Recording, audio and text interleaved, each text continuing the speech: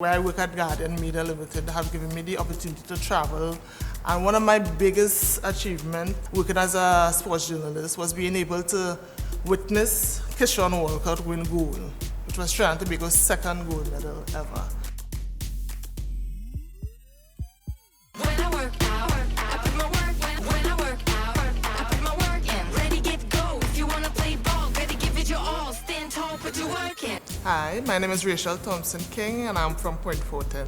When I was there in London, 2012, and he won the gold, and we were able to sing the anthem. I was there to sing the anthem. I would like to live it over again. I would like for Trinidad to be able to experience that again, and to be able to sing the anthem at the Olympics, unforgettable. I was first introduced to sport as far back as I can remember, maybe as a child, 7, 8 years old. We lived in a small community in Point Fortin, Fanny Village, and we played sports on the street. We played cricket, we played football. My parents bought us a table tennis board, so I learned table tennis. Any sport that we could play, where we could get our hands on, riding bikes, anything at all. So I would say from 7, 8 years old. One of my habits, I think, that got me this far in my career, not only as an athlete, I'm also a sports journalist, is being driven. Is being driven to learn about what I'm playing or what I'm doing when I'm on the job, to be the best at my abilities. And to be able to do that, I have to be driven and learn about what I'm doing. Whether it's on the basketball court, whether it's in the office, you have to be driven and willing to learn. So I think that is one of the main things that have brought me this far in my career and took me as far as a player, representing Trinidad and Tobago on the national team. Sport has played a major role in my life. I mean, it has affected me in the way that I think and how I function, how I operate, how I deal with my children. And even during my upbringing and coming up, I was always told to plan ahead. And so that is nothing new to me. It started from when I was training for the national team, junior national team. My coach had asked me, he said, what do you want to learn about basketball? Do you just want to play, or do you want to achieve something from this? So he said, if I need to do that, I need to plan. So okay, I say right now the focus is making the junior national team, the under-19 team for the Caribbean tournament. By the next year or two following that, I want to make the senior national team, which I did. And then part of that planning was to get a scholarship to go to the US to play basketball in college, which I did. I did achieve that. I played in Oklahoma, Eastern Oklahoma State College, and at Eckerd College, and I graduated my Bachelor of Arts degree in Business Management.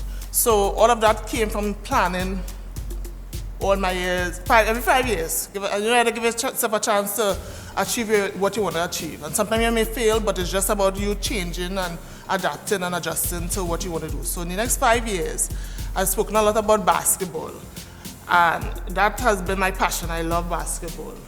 But for the last few years, I stepped away from it because of some of the things that have been going on in it administratively. And I think the players are being affected by what has been going on. And I think it's time for me to give back and step into that fold and maybe do a little more for the basketball players in Trinidad and Tobago. So I think that will be part of my aim over the next 5 years. Sports has helped me cope with a lot that has happened during my life. One thing that sports teach you, that you're not going to win everything that you attempt.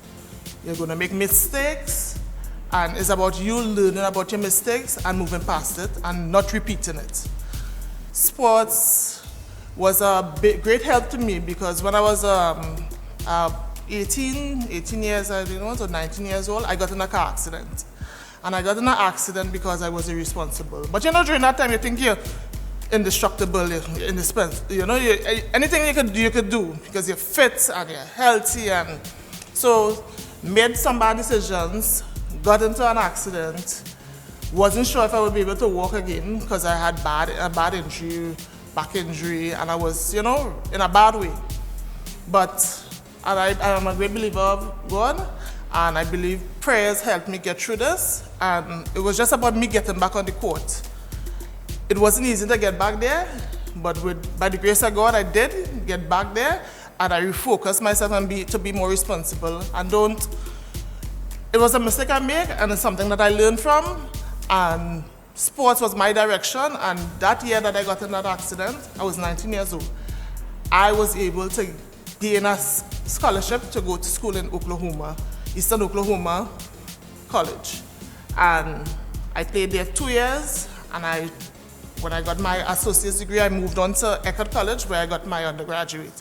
So sometimes we make careless mistakes, and we have to learn from it. Just as in sport, you don't win all your games, you lose, but you have to come back stronger.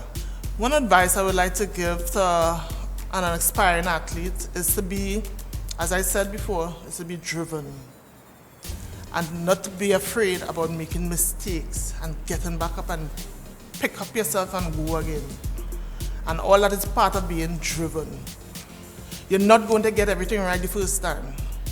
And sometimes I think we as athletes are hard on ourselves, and we have people seeing the potential in us, and we don't want to go because, okay, you didn't win a game, or you didn't achieve what you had set out to achieve, you didn't make the mark that you wanted, and all of that.